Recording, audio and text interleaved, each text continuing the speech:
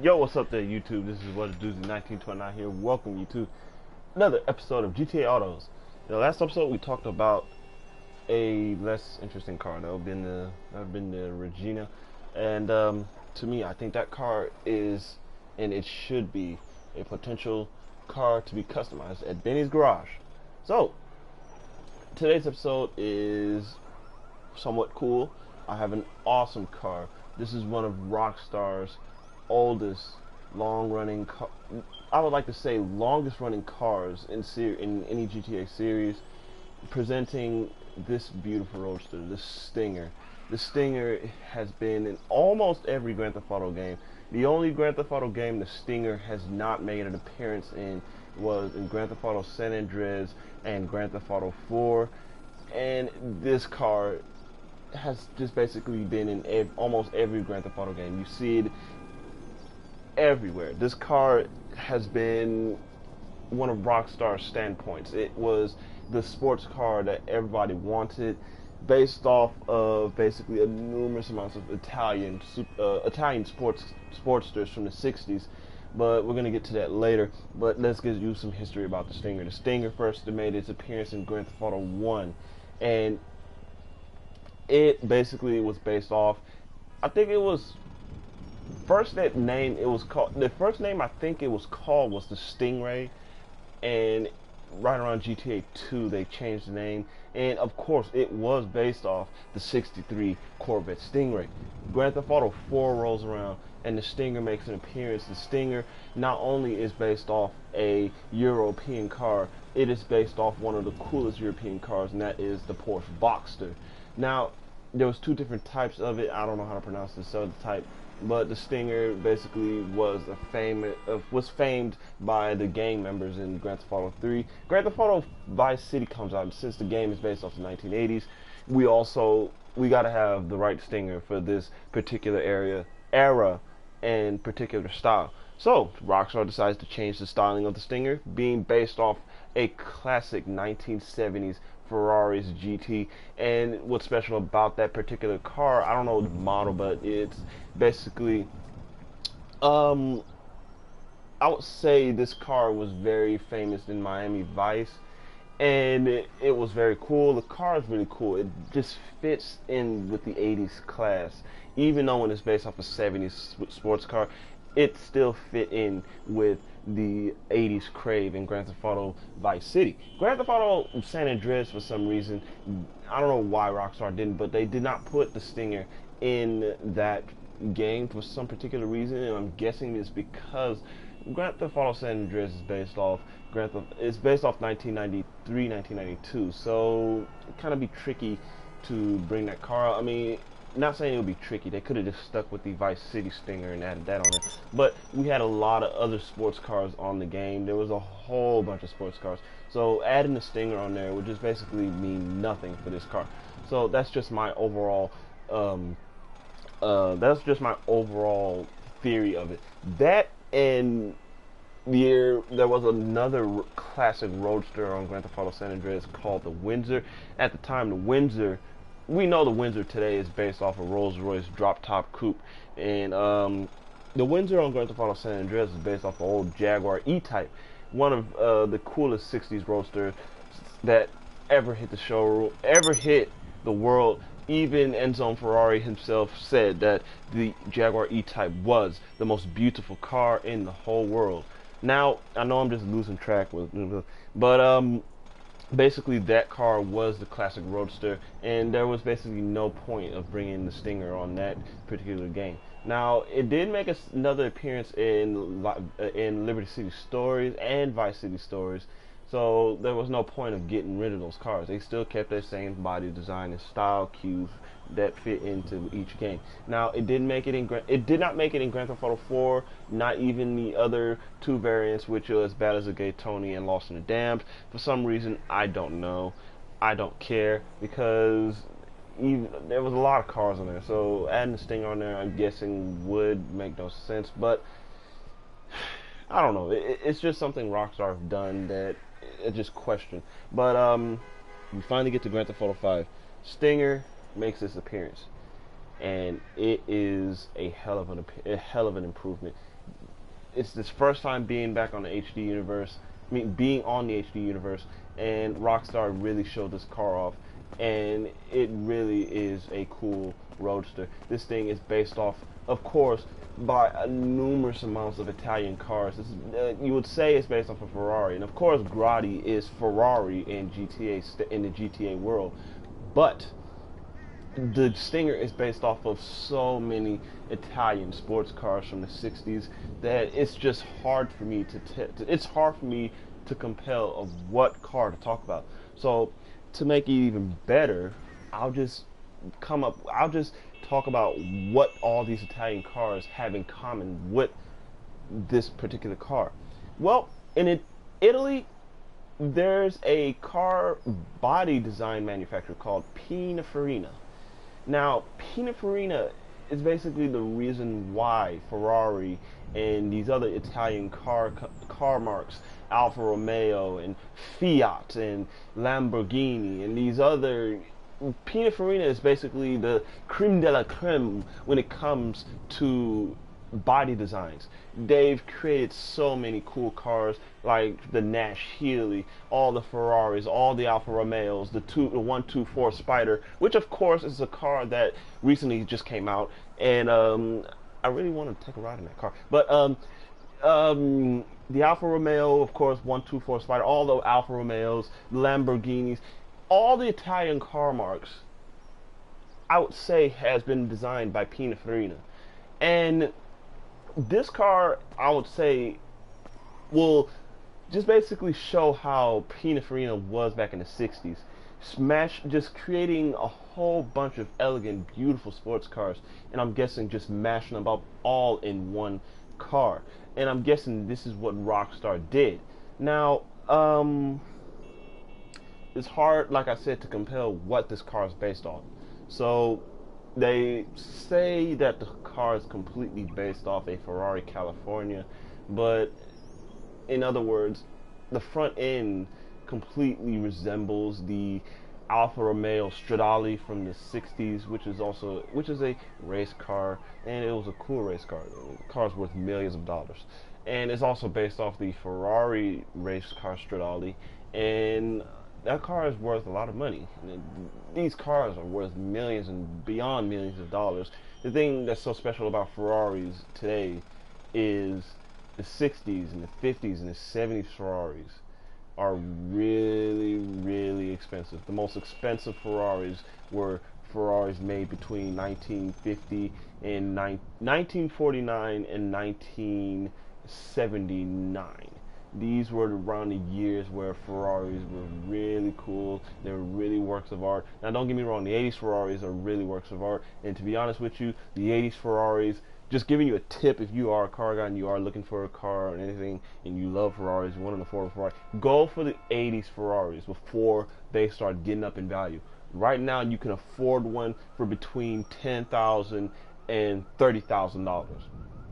I remember watching an auction show, and I think I saw a 1993 Ferrari Testarossa sell for, I think, $80,000.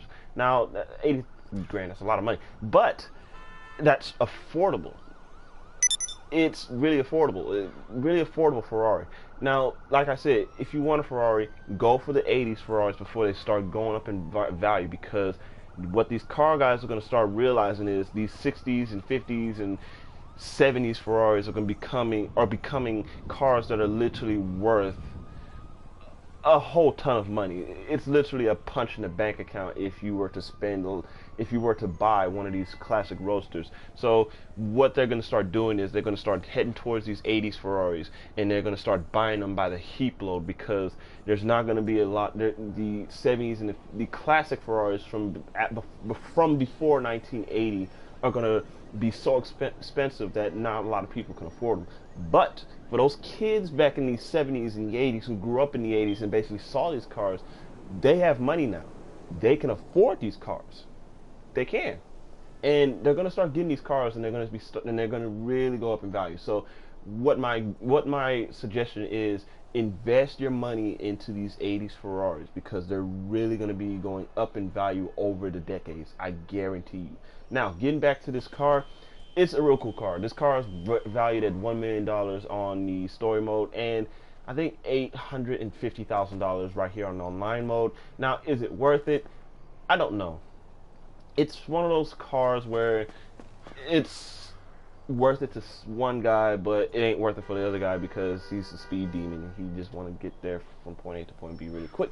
But this car is from the 60s. Now, it's not got a lot of power. This thing has a V8. I don't know how many liters because Rockstar decided to change up the car websites and freaking get rid of the powertrain and everything list on all the cars. Like if I go on here, it doesn't show me what kind of engine it has, what's the 0 to 60.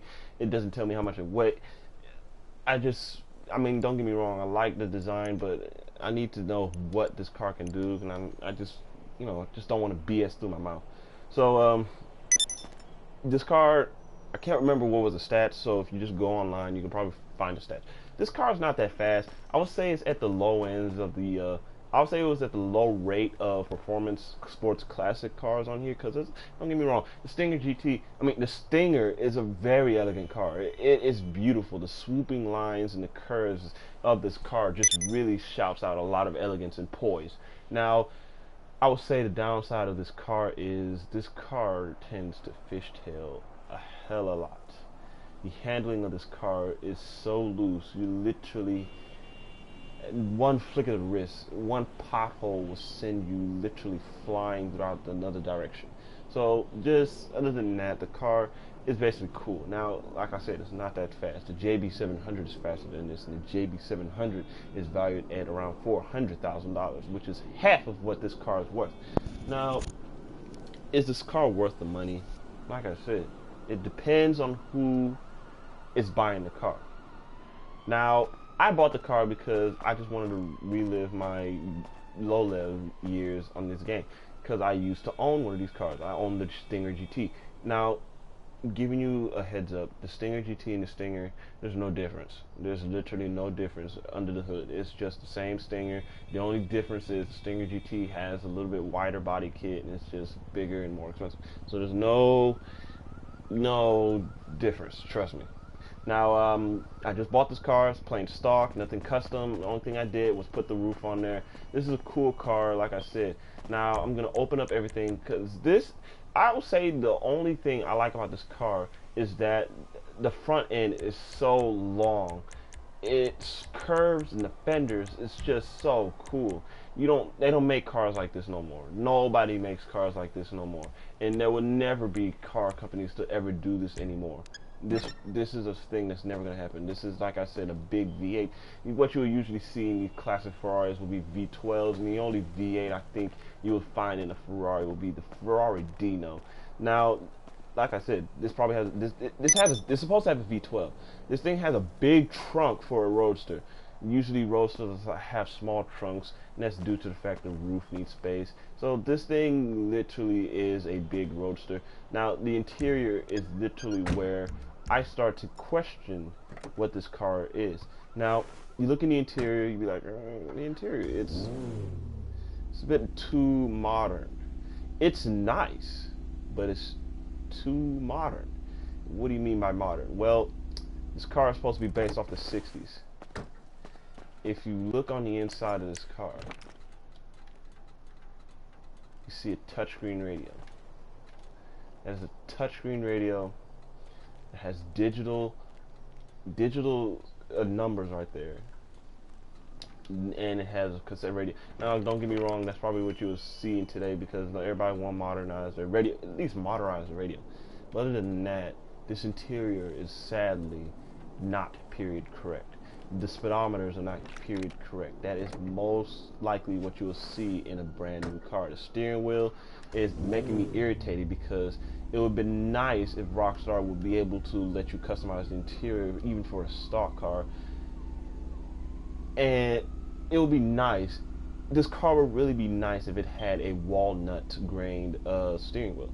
That's basically what I'm saying. Now, don't get me wrong. This wood trim and everything, this is nice.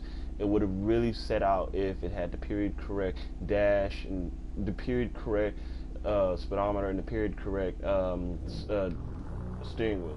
It would be nice. Now, this thing has a marvelous engine sound. I love the engine sound. This engine sound is also shared with the Sea Sharks, and I think it's shared. No, that's the only car that is shared. This is the only car that has this type of engine noise. I ran into a pole. Yeah. This car is really cool in my standards. Now, like I said, it's not very fast. If you were to put this in a sports classic race, even if it's fully customized, you would go in last place. This car is, like I said, for just showing off, just for going around town. And I like this car because I like doing this. I like people who like to stop and look at my car.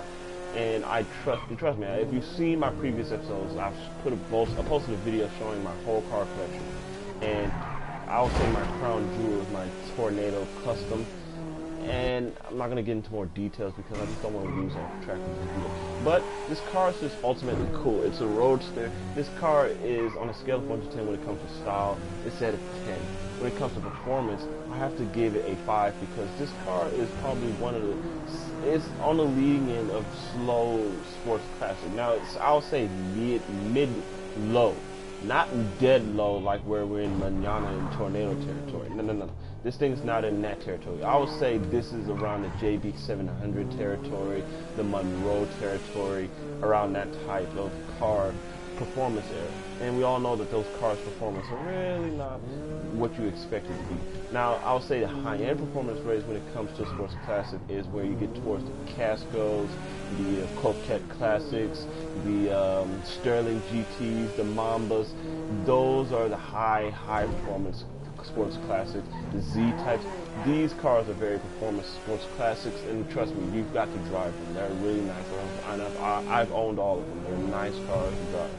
This car, like I said, is at the low-medium range, and this would be nice to be in somebody's garage. Now, like I said, should you buy this car? It depends on who buys it. It depends if you like these classic 60s Italian sports cars. It depends if you have that kind of money that you want to waste on this kind of car. Now, to the guy who wants a sports classic that's really fast, this is not the car for you. It's not. If you have a lot of money and you really want a fast sports classic, you would go for the Mamba. The Mamba, to me, is the king of all sports classics because it will literally eat the road. This thing eats the road like it is leftover in dinner and lunch all in one. Now I'm losing track of what I'm talking about. The Stinger, like I said, it's an awesome car. The body, the performance, like I said, low, mid-low. But the body is just so elegant. It's probably one of the most elegant looking cars in the game. And I don't say that about a lot of cars. And this has just got to be one of the most elegant looking cars on the street. Price range, I think it's a decent price range, $825,000, because the car is worth $1 million on the story mode. So even though it's a $250,000 difference, it's still an affordable amount of money because literally it's easy for somebody to get that kind of money.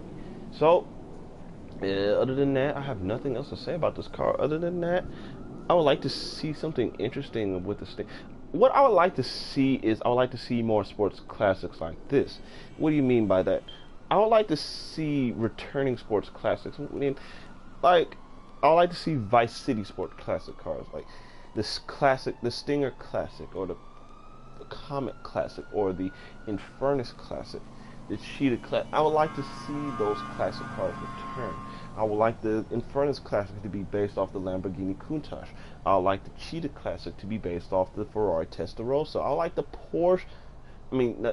Comet Classic to be based off the Porsche 911 Targa, which was what it was based off of in Grand Theft Auto Vice City.